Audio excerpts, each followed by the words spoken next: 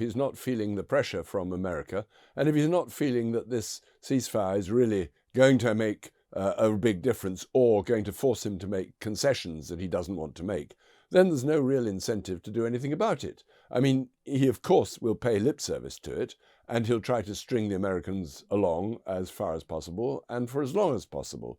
But I don't think that this will have any real effect on Ukraine's security. I mean, it's still being attacked every day. It might push Mr. Trump to think, well, the Russians are not playing ball. They'll be quite careful to say, oh, yes, we're on side. We're going to do it. Yes, we're doing it.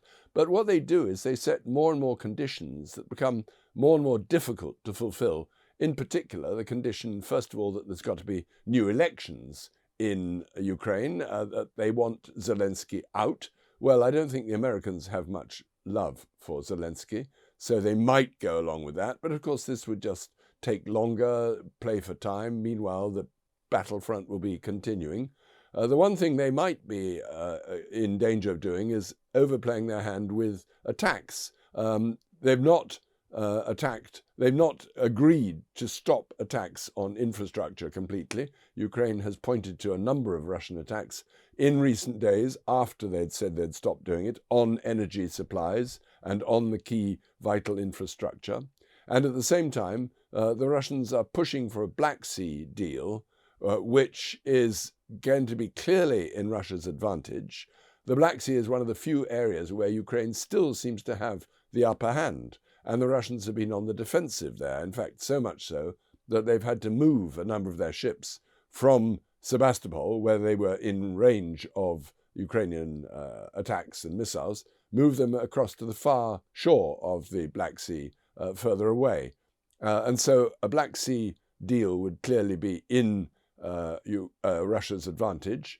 The Ukrainians have also been told that this deal will not happen unless, or they've more or less said it must go ahead now. The Russians have said the Black Sea attacks will not cease unless Ukraine plays ball. And so we have to think, well, are they going to come to a deal on this or not?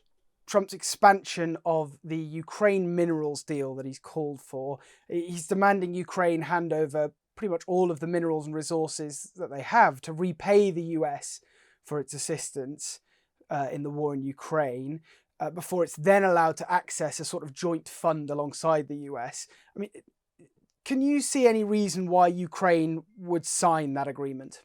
None at all. It looks like pure plunder. I mean, it seems absolutely outrageous to demand that Ukraine hand over all its future earnings, which will be desperately needed if and when there is ever peace, to rebuild the country, and in fact is one of the key exports that Ukraine would be counting on to maintain their own economy and to defend their own independence in the future.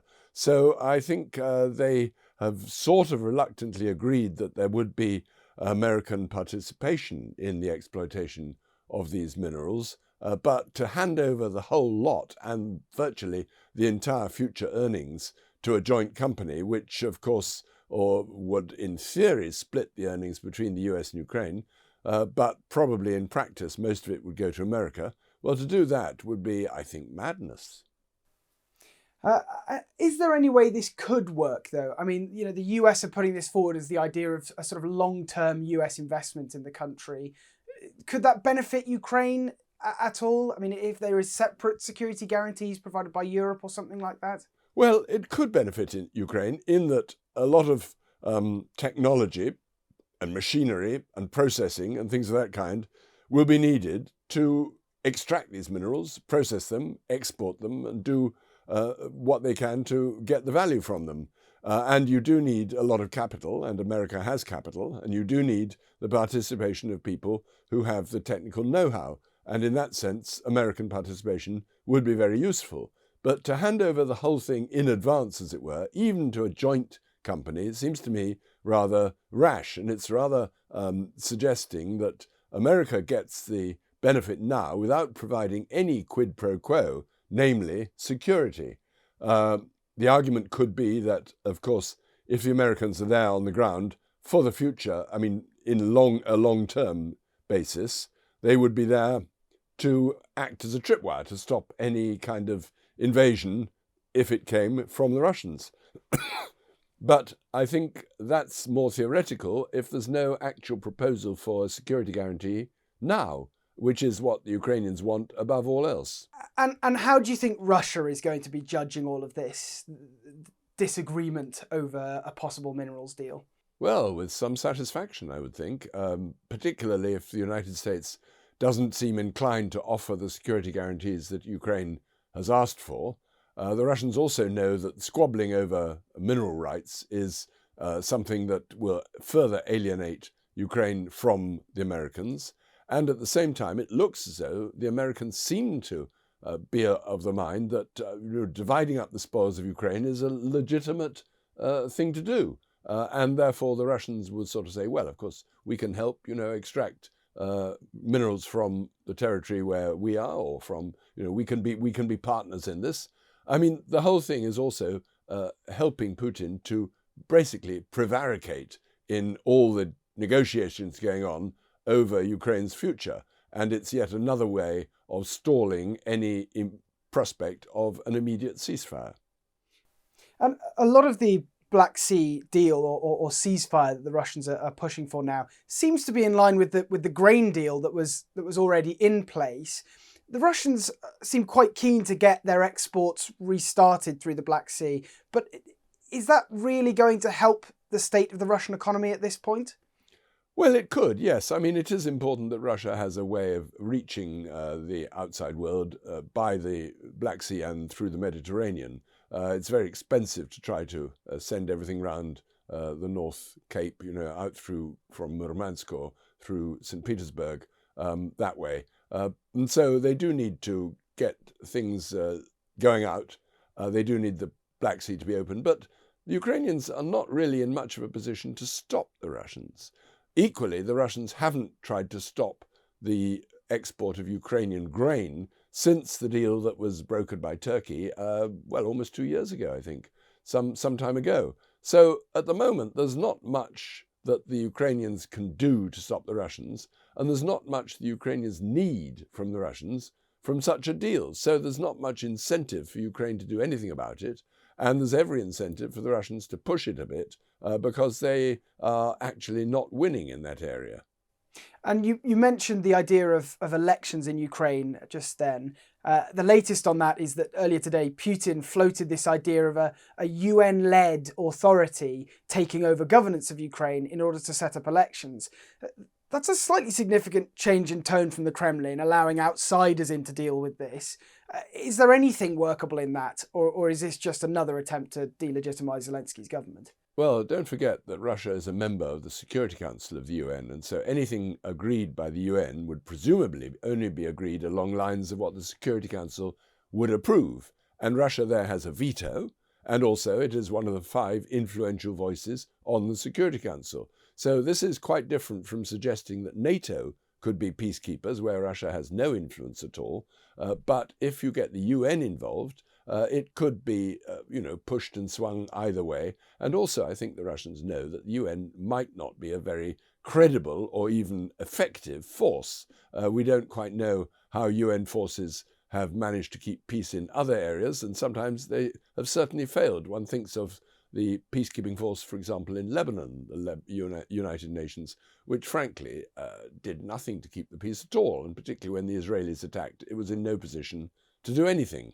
And so I think the Russians feel it would be merely just a sort of token force. But it's a way of stalling any negotiations on an actual ceasefire. And it's also a way of suggesting that Zelensky is an illegitimate ruler. There needs to be elections, and pending that, the UN would patrol whatever it is. What, of course, Russia would like to see is elections in which the Russians, have a chance of using proxies or whoever to push their own candidate and push somebody who might be more accommodating. In other words, set up a sort of patsy in government, have somebody in Kiev who they think would be more amenable to what Russia would like. And that, I think, is the long-term strategy, whatever the outcome of the so-called peace negotiations going on at the moment. The strategy is to have a pliant government in Kiev, and getting rid of Zelensky would be the very first step in such a process. And I think maybe reflective of Putin's angle on this, part of his proposal was this idea that North Korea, BRICS nations, should be brought into the talks. What does that say, though, interestingly, about Russia's relationship with its allies in this conflict? Well, I wonder whether the BRICS nations really would want to be included in this. I mean, there's no gain for them at all.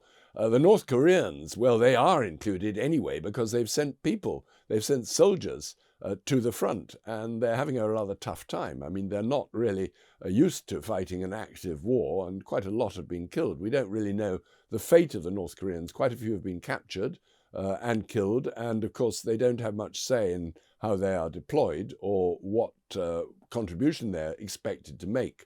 So I think North Korea certainly would be willing to be part of any kind of discussion on the future of what's going on in Ukraine. The other BRICS nations, I mean, places like Brazil, what's in it for them? I mean, they don't. It's far away for them. They're not interested. China, of course, is a BRICS nation, and that has pretty close relations with Russia in any case. There are consultations going on all the time between the Russians and the Chinese, with the Chinese essentially cracking the whip. I mean, they are the ones that can call the shots there. So I don't think they need to be formally brought in. They're there already, as it were. And then South Africa, well, again, that's far away. They have other things to do, and I'm not sure that they would be interested in being associated with anything in Ukraine. They are in poor relations with the West at the moment, particularly with the Americans. And I think it would cause some problems for them if they were sort of seen by the Americans as being on Russia's side. Well, on the other side of this, among Ukraine's allies, although it's sounding less and less like they really are, Zelensky has said that Trump's acting Russia envoy, Steve Witkoff, has been parroting the Russian line in that interview last weekend with Tucker Carlson. How much should we be worried about Trump insiders falling into this sort of almost typical Russian disinformation campaign?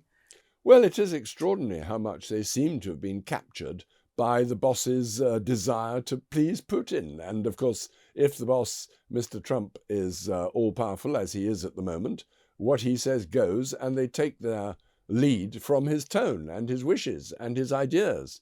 And you sort of wonder whether people like Marco Rubio, who's a fairly wise statesman, I mean, the man has experience and is somebody who has authority in foreign affairs, whether he really goes along with all this or whether he knows where it might be leading, because the Allies have been telling the Americans, both straight out and also through diplomatic channels, what on earth are you doing? You're simply giving the whole thing to Russia. You're just giving Putin one concession after another.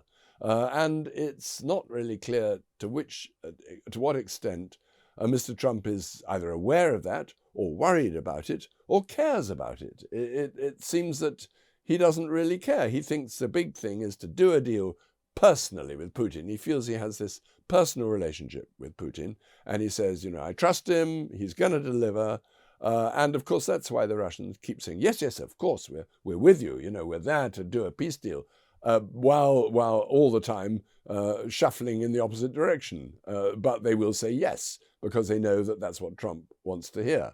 And it certainly is true that it's extraordinary how naive some of the people around Donald Trump, and particularly those associated with these Ukraine negotiations, how naive they appear to be, how sort of blind. I mean, you would have thought that anybody could see that tactics are delaying tactics and that there doesn't seem to be anything concrete to show for all this. You've been watching Frontline for Times Radio with me, Louis Sykes. If you'd like to be the first to get exclusive content, you can sign up for membership with the link below. You can also listen to Times Radio for the latest news and analysis, or read it on thetimes.com. Thanks for watching. Goodbye.